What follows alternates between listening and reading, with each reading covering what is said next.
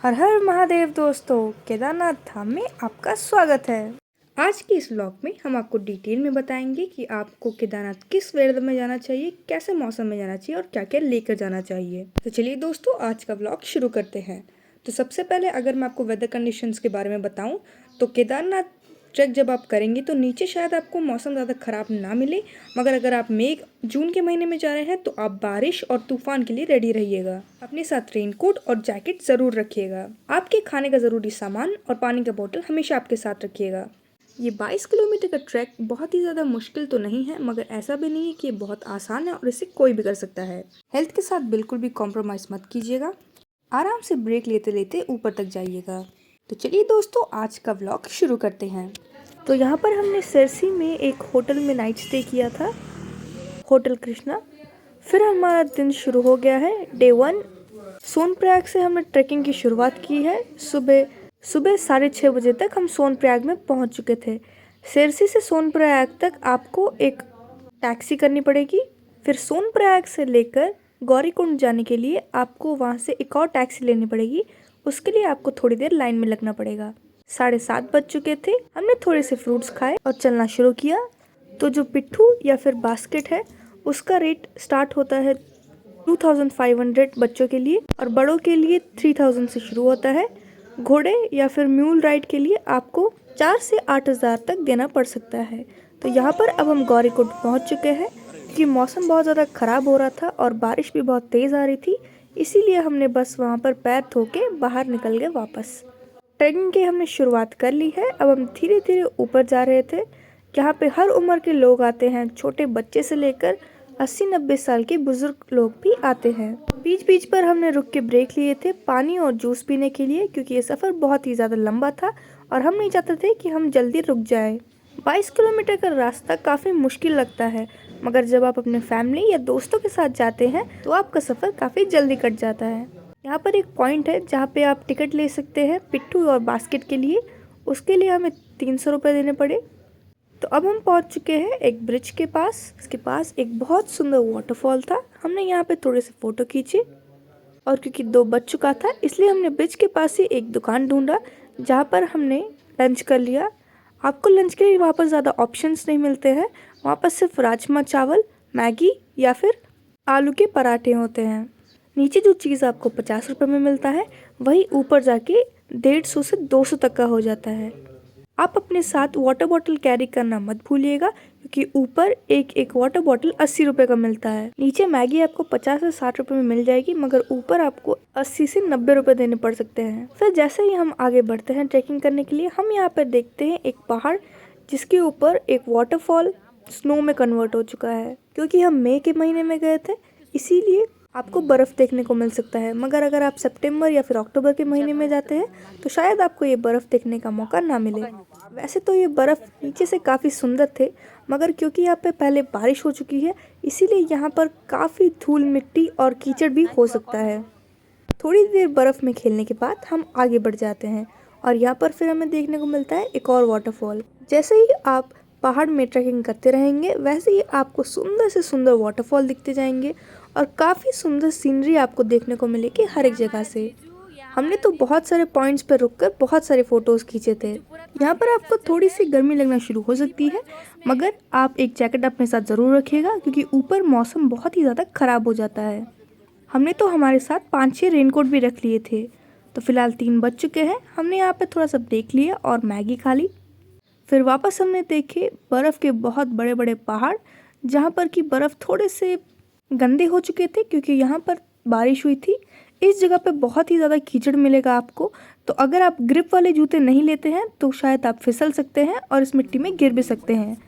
फिर यहाँ पर हमने वापस से बर्फ़ में खेलना शुरू कर दिया है, मगर क्योंकि ये बर्फ़ में कीचड़ लगा हुआ था इसलिए हमने यहाँ पर ज़्यादा फ़ोटो नहीं खींचा।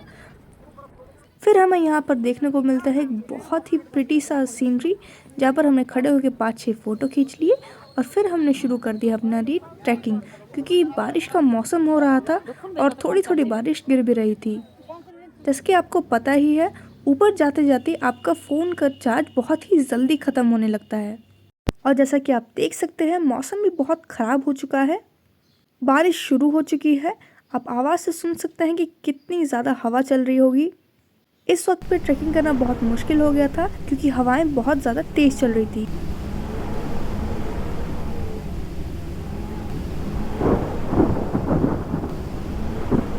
यहाँ पर हमारे फ़ोन की चार्ज ख़त्म हो जाती है और हम आगे आज का ब्लॉग नहीं कर पाते हैं। फिर डे 2 फाइनली हम केदारनाथ मंदिर पहुँच जाते हैं। ये रात के 2 बजे का वीडियो है। वैसे तो हम केदारनाथ पहुँच चुके थे रात के 9 बजे के आसपास।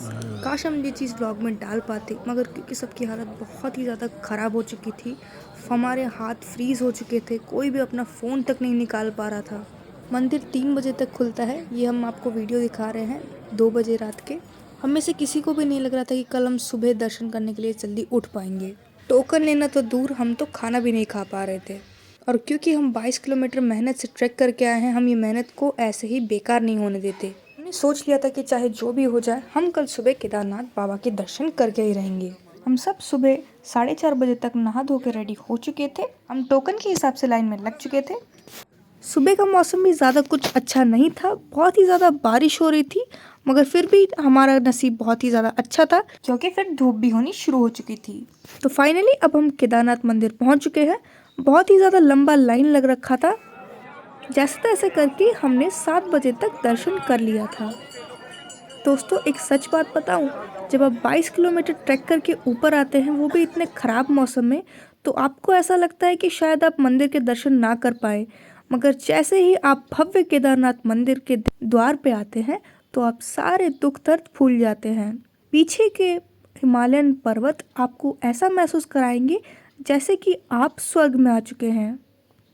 जैसे ही हमने केदारनाथ बाबा के दर्शन किए, वैसे ही सब हम अपने दुख भूल चुके थे। कल रात तक हम सब रो रहे थे क्योंकि हमें बहुत ही ज़्यादा सर्दी लग रही थी और सबके हाथ पैर बहुत ज़्यादा दर्द हो रहे थे क्योंकि सर्दी भी बहुत ज़्यादा थी। मगर जैसे ही हमने केदार बाबा के दर्शन किए, हम सब काफ़ी खुश हो चुके थे। यहाँ के प्रशासन ने बहुत अच्छे से सब कुछ मैनेज कर रखा था। सबका दर्शन अच्छे से हो रखा था, बस लाइन थोड़ी ज़्यादा थी। यहाँ पर हम सब पहले दर्शन कर लिए और फिर हमने लगाया सर पे ये टीका। अगर मैं सच बात बताऊं तो 22 किलोमीटर ट्रैक करना बहुत ही ज़्यादा मुश्किल नहीं होता है अगर आप अपनी फैमिली के साथ आते हैं या फिर दिमाग में आपका एक ही एम रहता है कि जैसे भी करके हमको केदारनाथ मंदिर तक ऊपर पहुंचना ही है। बहुत लोगों का अधूरा सपना रह जाता है केदारनाथ जाना, मगर हम बहुत ही खुशनसीब थे क्योंकि हम जल्दी से केदारनाथ मंदिर आ गए, हमारे अच्छे से दर्शन भी हो गए और हमारी सारी मनोकामना भी पूरी हो गई। ऊपर आके हमको बहुत सारे अलग अलग बाबाओं को देखने का मौका मिला जिन्होंने अलग अलग वेशभूष धारण कर रखे थे। हमने यहाँ पर थोड़े से फ़ोटोज़ खींच लिए। पीछे की तरफ आपको भीमशिला मिल जाएगा जिसने कि केदारनाथ मंदिर को बचाया था, एक बहुत ही बड़े तूफान से बचाया था 2013 में। तो यहाँ पर हम पीछे आ गए हैं देखने के लिए भीमशिला। जैसे ही आप पीछे जाते हैं, आपको बड़े बड़े 2 त्रिशूल देखने का मौका मिलता है जो कि काफ़ी सुंदर थे। अलग अलग आपको बाबाओं का दर्शन करने मिल जाएगा। ये एक्सपीरियंस हम शब्दों में भी बयान नहीं कर सकते हैं क्योंकि काफ़ी ही अलग एक्सपीरियंस था। क्योंकि कल की ही बात है कि हम सब रात में बहुत ही ज़्यादा परेशान हो गए क्योंकि बहुत ही ज़्यादा ठंड थी। लगभग 1 डिग्री या फिर 0 डिग्री के आसपास मौसम हो गया था। बहुत ही ज़्यादा बारिश हो गया था। बारिश में ट्रैक करके आना बहुत ही ज़्यादा मुश्किल हो गया था। और आज हम केदारनाथ के दर्शन करके आ भी गए। दर्शन करने के बाद जैसे ही हमने देखा कि मौसम थोड़ा सा ख़राब हो रहा है, हमने फटाक से वहाँ पे ब्रेकफास्ट कर लिया और जैसे कि आप देख सकते हैं बारिश वापस से शुरू हो चुकी है। अब हमारे पास कोई और ऑप्शन नहीं था, इसीलिए हमने हमारा रेनकोट लगा लिया और फिर हम नीचे आना शुरू कर दिए। जैसे ही हम नीचे आए, हमने वापस से देखे अच्छे अच्छे बड़े बड़े पहाड़ जिसके ऊपर की स्नो जमे हुए थे। काफ़ी सुंदर सीनरी थी और नीचे आते वक्त आपको इतनी ज़्यादा परेशानियों का सामना नहीं करना पड़ेगा जितना आपको ऊपर जाते वक्त हुआ था। आप काफ़ी आसानी से और काफ़ी जल्दी नीचे आ जाएंगे। यहाँ पर आपको हेलीकॉप्टर्स भी देखने को मिल जाएंगे। केदारनाथ मंदिर के आसपास बहुत सारे दुकान थे जहाँ पर से हमने ले लिए हैं थोड़े से गिफ्ट हमारे दोस्तों को देने के लिए। और हमने यहाँ पे बहुत सारी फ़ोटोज़ खिंचाई हैं, जैसा कि आप देख सकते हैं। जाते वक्त आपको बहुत सारी परेशानियों का सामना करना पड़ सकता है, मगर जैसे ही आप दर्शन करके नीचे आएंगे आपको काफ़ी अच्छा लगेगा और काफ़ी जल्दी आ जाएंगे आप। ज़्यादातर मई के मौसम में मौसम जो ख़राब होता है वो ऊपर ही होता है, नीचे बाकी ट्रैकिंग करने में आपको इतनी ज़्यादा प्रॉब्लम नहीं होगी, मगर फिर भी आप रिस्क मत लीजिएगा। अगर आप मई के महीने में जा रहे हैं तो पक्का आप 2-3 जैकेट लेके ही जाइएगा। ऊपर बारिश भी बहुत ही ज़्यादा होती है, तो आप रेन कोट भी नीचे से ज़रूर खरीद लीजिएगा। धीरे धीरे कर हम शाम के 5-6 बजे तक नीचे आ चुके थे। फिर वहाँ से हम वापस आ गए सोनप्रयाग। सोनप्रयाग से हम अपनी गाड़ी में वापस आ गए हैं हमारे होटल, जो कि है सरसी में, और फिर हमने किया हमारा डिनर।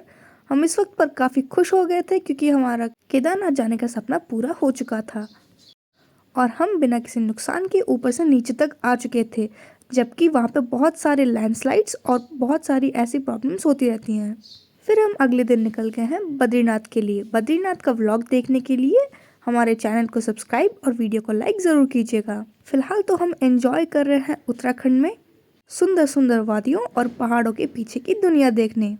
एक और बात, अगर आपको हेलीकॉप्टर से यात्रा करना है तो आपको लगेगा 6,000 रुपये आने जाने का, मगर आपको बुकिंग 2 महीने पहले करनी पड़ेगी। आज के ब्लॉग में बस इतना ही। Thank you for watching the video. हर हर महादेव।